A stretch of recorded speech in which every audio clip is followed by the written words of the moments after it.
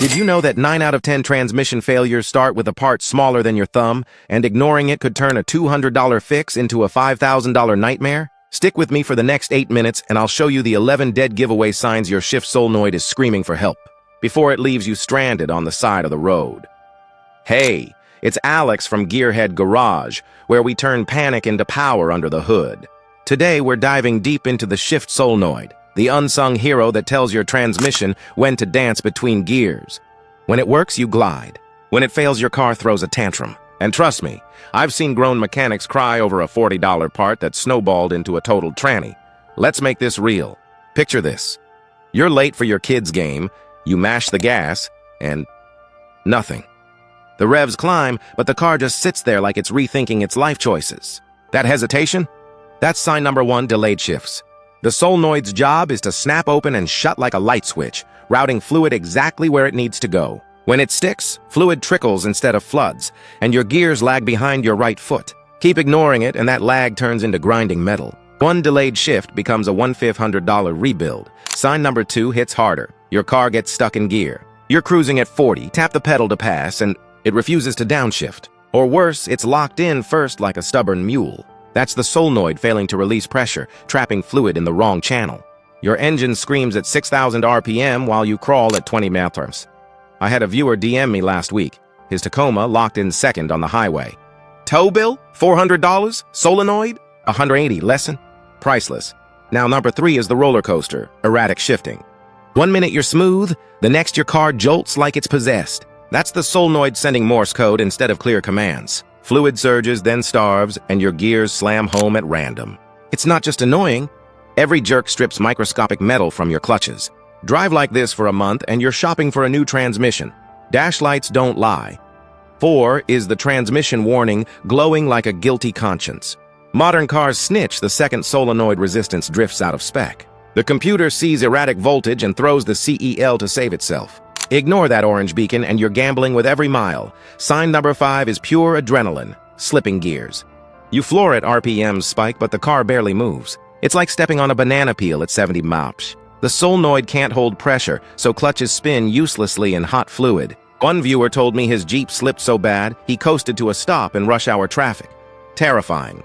Replace the solenoid early, or replace the whole damn box later. Your ears catch number 6. Strange noises. Grinding, whining, clunking, sounds like your transmission is chewing gravel. That's gears meshing dry because fluid isn't there when it's supposed to be. I once popped a valve body on a buddy's Civic. The whine started soft, ended with a $3,200 Riemann. Don't let symphony turn to requiem. 7 is the stutter step, hesitation and jolts on takeoff.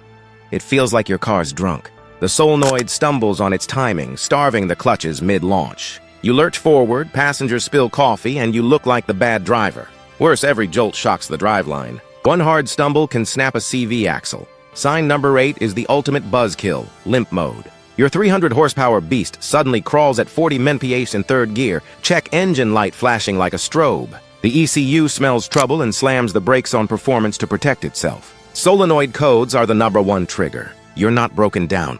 Yet. But you're one traffic light from stranded. 9 sneaks up. Your wallet feels it before your butt does.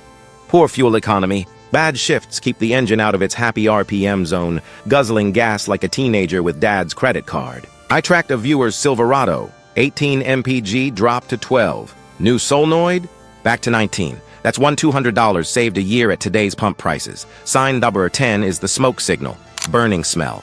Sweet, acrid, unmistakable. Overheated fluid cooking on hot metal. The solenoid stuck closed. Pressure skyrockets, fluid boils. One whiff means pull over now.